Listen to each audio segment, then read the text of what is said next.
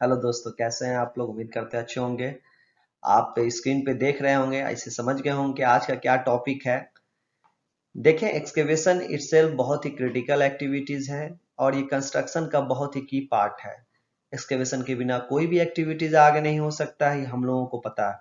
हर जगह ये जरूरत पड़ता है, या किसी भी कंस्ट्रक्शन फील्ड में हो या अपना इवन आप घर पे भी कर रहे हैं तो जाहिर सी बात है एक्सकेवेशन की जरूरत है। तो as a safety professional, as a site engineer, as a surveyor, as a foreman या सिविल इंचार्ज, हम लोगों को ये चीज जानना चाहिए कि भाई एक्सकेवेशन में क्या क्या खतरात आ सकते हैं और क्या क्या किस स्टेप को, किस चीज स्टेप को हम कंसीडर करेंगे तो रिस्क हमारा रिडक्शन हो सकता है, रिस्क कम हो सकता है। और हम लोगों को सोचना चाहिए, एज ए सेफ्टी प्रोफेशनल को भी हम लोगों को डिस्कस करना चाहिए और मेक श्योर करना चाहिए। कुछ पॉइंट्स है, सिर्फ उसी पे हम बात करेंगे यहाँ पे। This is the big and large chapters, but just here we are going to the consider some of the point which is the very important we should know। हम लोगों को जानना चाहिए, कंसीडर करना चाहिए।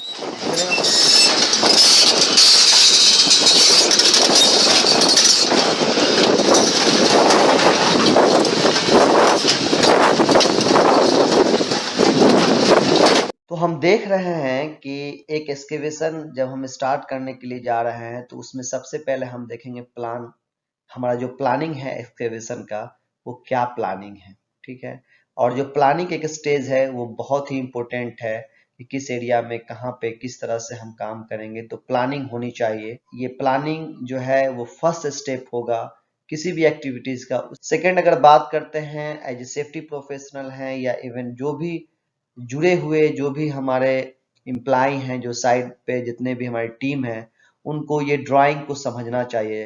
जैसे कि आपको पता है कि सम टाइम में ऐसा होता है कि आईएफसी ड्राइंग है नहीं और काम स्टार्ट हो जाता है, जिससे बाद में फर्दर प्रॉब्लम होती है। तो एज ए सेफ्टी अगर प्रोफेशनल हैं तो आप जाएं, बात करें साइड इंजीनियर से और ड्राइंग को भी आप कोशिश करें कि उससे गो थ्रू हो। आईएफसी का मतलब होता है इशू फॉर कंस्ट्रक्शन। मतलब जो ड्राइंग्स आपका जो इशू हुआ, जिसपे आपका स्टैंप होगा, जिसपे आपका अप्रूव्ड होगा, क्लाइंट आपका सिग्नेचर अप्रूव्ड किया होगा कि भाई हाँ ये ड्राइंग सही है, तो वो ड्राइंग जरूर देखे। उससे पूरा आपको हेल्प मिल जाएगा कि क्या वो एक्सकेवेशन का क्या नेचर है और कहाँ पे होगा, क्या डायमेंशन है, उससे आपको हेल्प मिलेगा। तो वो जरूर होनी चाहिए, उससे बहुत से फायदे हैं, फर्दर लॉसेज नहीं। उसी तरीके से अगर हम बात करते हैं क्लियरेंस ऑफ अंडरग्राउंड, आपको पता है ये अंडरग्राउंड यूटिलिटीज एक इटसेल्फ हैजर्ड्स है और बिग हैजर्ड्स है, जिसको हम लोगों को इग्नोर नहीं करना चाहिए। इवन जो साइट इंजीनियर हैं, सर्वेयर हैं और फोरमैन हैं या सेफ्टी प्रोफेशनल हैं, सारे लोगों को ये इंश्योर होना चाहिए कि कोई भी अंडरग्राउंड सर्विस है। अगर आप सेफ्टी प्रोफेशनल तो क्लियरेंस, आप underground utilities clearance form fill करें, ठीक है। उसमें जो कॉम्पिटेंट पर्सन है, जो आपके रिस्पॉन्सिबल साइट इंजीनियर हैं, वो सारे लोगों का उस पर सिग्नेचर होनी चाहिए।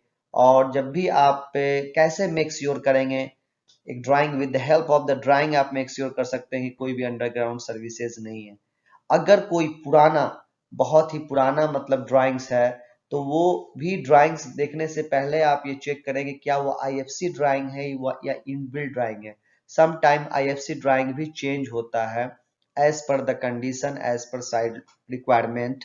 तो वो चीज जरूर देखें कि इनबिल्ट ड्राइंग्स है कि नहीं, और उसके बाद ही वो, और with the help of some of the equipments, जैसे कि हम अब जीपीआर का, हम जो ग्लोबल प्रिमेटिक ये रडार बोलते हैं इसको,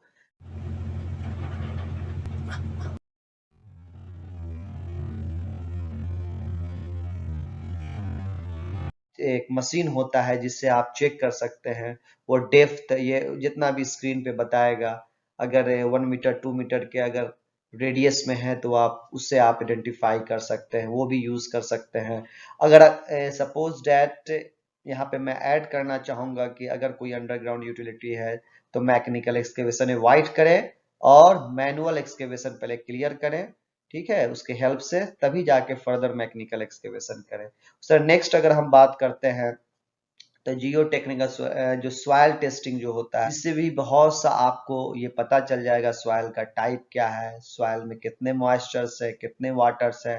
तो ये सब चीज आपका टोटल पता चल जाता है, वहां पे पानी अंडरग्राउंड है कि नहीं है, सी लेवल से कितना डाउन है, सॉइल का क्या कंपाउंड है, वो सारा चीज पता चल जाता है, स्पेशली सॉइल के टाइप के लिए। तो वहां से आपको जानकारी, आप साइड इंजीनियर से डिस्कस करें, सर्वेयर से डिस्कस करें, वहां आपको पता चलेगा। तो चलते हैं फिर नेक्स्ट कि marking of excavation by surveyor, कि जब ये सब बेसिकली जितने स्टेप हैं अगर हो जाता है, उसमें ये भी हम स्टेप हम यहाँ पे ऐड किए हैं कि जो एक्सकेवेशन है उसकी मार्किंग जरूरी है, क्योंकि मार्किंग अगर सही नहीं होगा तो लॉसेस होगा आपका। ठीक है, अगर आपका 1 मीटर भी इवन आपका ज्यादा या कम हो जाता है तो फर्दर कंस्ट्रक्शन में प्रॉब्लम होगा। और मार्किंग बहुत ही जरूरी है for this purpose and for another purpose also. जैसे कि अगर मार्किंग सही नहीं होगा तो आइडेंटिफिकेशन जो है, जो एक्सकेवेटर ऑपरेटर होगा वो सही तरीके से एक्सकेवेट नहीं कर सकेगा। तो मार्किंग बहुत जरूरी है कि क्या डेप्थ है, क्या लेंथ है, विड्थ है, ये टोटल मार्किंग फिर हम ऐड किए हैं कि टिस to the equipment the operator about the area and depth. अब यहाँ पे हम जानेंगे कि अब जो ऑपरेटर है उसको भी इसमें शामिल करें, उसे भी बताएं कि ये जो एक्सकेवेशन होने जा रहा है इसका ये एरिया है, ये मार्किंग है, डिमार्केशन है, इस एरिया में ही आपको काम करना है, इतना ही आपको एक्सकेवेट करना है। इसके बहुत से फायदे हो सकते हैं, और क्योंकि आपका सेविंग भी हो सकता है, जो लॉसेस होने वाला है ज्यादा कम अगर करेंगे तो भी। उसको ये बताएं कि आपका जो स्टैंडिंग पोजीशन होगा, आपका जो बूम है, आपका जो बकेट है, वो किस डायरेक्शन में मूव करेगा, कहाँ पे आप मतलब उसको डंप करेंगे, उससे टीच करें, उसको ट्रेनिंग दें, डिस्कस करें उससे। ठीक है, कि जो सेफ्टी प्रोफेशनल है तो उसकी कॉम्पिटेंसी भी चेक करें, मेक श्योर करें इक्विपमेंट और ऑपरेटर का। वो हम किसी दूसरे वीडियो में भी हम बात करेंगे।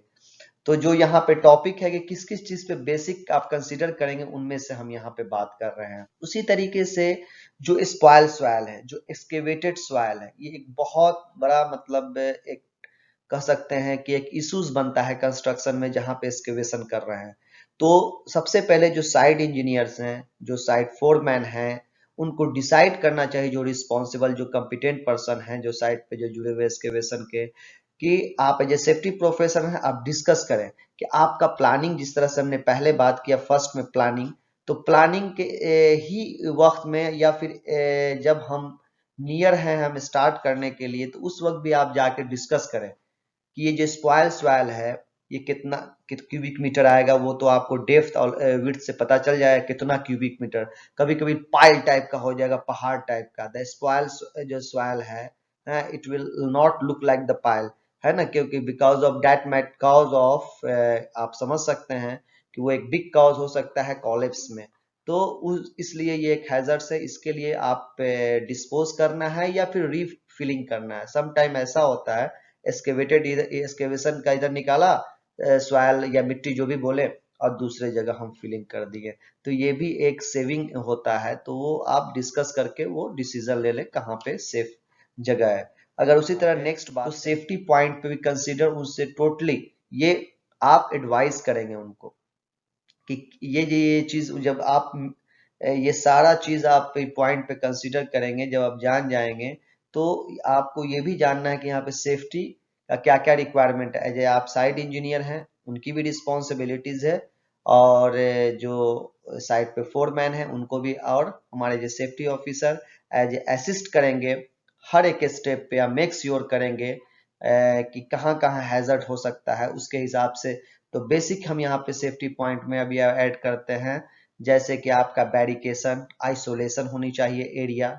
ठीक है, ये बहुत जरूरी है। और जो बैरिकेशन है वो किस स्टैंडर्ड वाइज होना चाहिए, 1.8 मीटर एज से होना चाहिए, हार्ड होना चाहिए, सॉफ्ट होना चाहिए एज से कोई इक्विपमेंट एडजेसेंट पे नहीं होनी चाहिए। कुछ बेसिक और भी बहुत से पॉइंट है, तो सेफ्टी हर एक पॉइंट को कंसीडर करना है वहां पे। उसी तरीके से अगर हम बात करते हैं एमईपीएम, मैन इक्विपमेंट का जो भी है पर्सनल इंटरफेस जो है, वो बहुत बड़ा इश्यूज होता है कंस्ट्रक्शन फेज में, आपको पता है।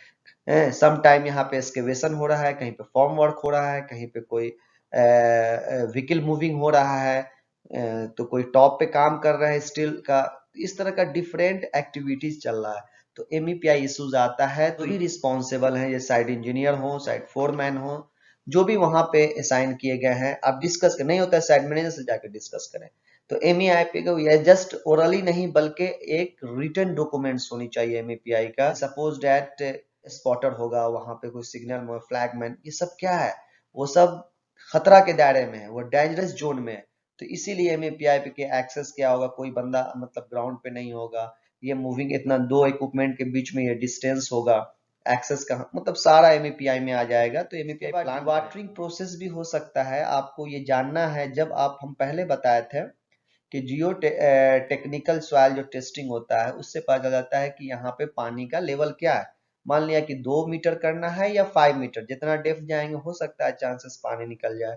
अगर पानी होता है तो उसको क्या प्रोसेस होगा उसको डिवाटरिंग करने का, वो भी एक चैलेंज है, जिसमें बहुत से स्टेप जो आएंगे, जहां जहां ऑपरेशन में वो हैजर्डियस स्टेप होगा और हैजर्डियस प्रोसेस होगा, बहुत टेक्निकल इश्यूज आ सकते हैं। तो एज ए सेफ्टी प्रोफेशनल वहां पे आप ये भी करें कि हाँ किस तरह से उनसे जाने। हो सकता है आपको रिस्क असेसमेंट डेवलप करना है, GSA क्या उसका प्लानिंग होगा, क्या वो एक अलग एक टोटली प्रोसेस होगा, जनरेटर रखा जाएगा, पंप रखा जाएगा, सारे की सेफ्टी देखना होगा। आप हमेशा ध्यान दें कि एक्स्ट्रा एक्सकेवेशन होनी चाहिए। क्यों? कम जैसे कि 5 मीटर बाई 5 मीटर हो गया एक्सकेवेशन, तो अब वहां पे हमको नीचे में आपको लीन करना है, फुटिंग करना है। अब ये बताइए कि बंदा जो जाएगा वर्क, स्टील फिक्सर कारपेंटर, वो कहाँ करेगा, कहाँ खड़ा होगा? तो ये एज है, अब एज पे खड़ा होगा, सही तरीके से सपोर्टिंग आपको नहीं मिलेगा फॉर्म वर्क का। ठीक है, तो कम से कम 2 मीटर 1.5 मीटर जो भी एज पर ड्राइंग है, ठीक है, ड्राइंग होता है उसके हिसाब से कोशिश करें कि आप एक्स्ट्रा मेक श्योर करें। ठीक है, इस पॉइंट पे कंसीडर करें हमेशा। हो सकता है सम टाइम कम सॉइल एक्सकेवेट किया जाए, क्योंकि ज्यादा एक्सकेवेशन करने पे ज्यादा टाइम लगेगा, ज्यादा पैसा खर्च होगा, ज्यादा इक्विपमेंट चलेगा। तो ऐसा होता है कि सम टाइम हम लोग कम नहीं, कोशिश करें कि 1-2 मीटर वहां पे असाइन होनी चाहिए। इस पॉइंट पे भी कंसीडर करें और इस पॉइंट को भी सोचें कि स्पॉटर या कोई सर्वेयर वहां पे होनी चाहिए ऑन रेगुलर बेसिस पे। सर्वेयर नहीं होगा, टाइम टू टाइम अपने वो जो उनका जो टोटल स्टेशन है, जो सर्वेयर इक्विपमेंट है, उससे वो नहीं time to time make sure करेंगे, तो हो सकता है जो एक्सकेवेटर है वो ज्यादा एक्सकेवेट कर दे। ऑपरेटर उसको समझ में नहीं है, 1/2 मीटर ज्यादा कर दिया था, 1/2 मीटर में कंक्रीट करेंगे उसका कितना कॉस्ट आएगा।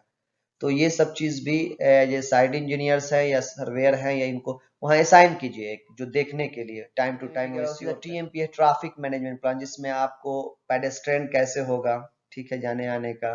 अब वहां पे इक्विपमेंट कैसे, नीचे अगर एक्सकेवेशन जो डेप्थ होता है, जो बड़ा बड़ा बिल्डिंग्स बनता है, वो कितना 20 मीटर 25 में G-2 G-3 होता है, तो वहां पे किस तरह इक्विपमेंट जाएगा, वर्कर्स कैसे ऊपर से उतरेंगे, सारे एक्सेस और एग्रेस होनी चाहिए।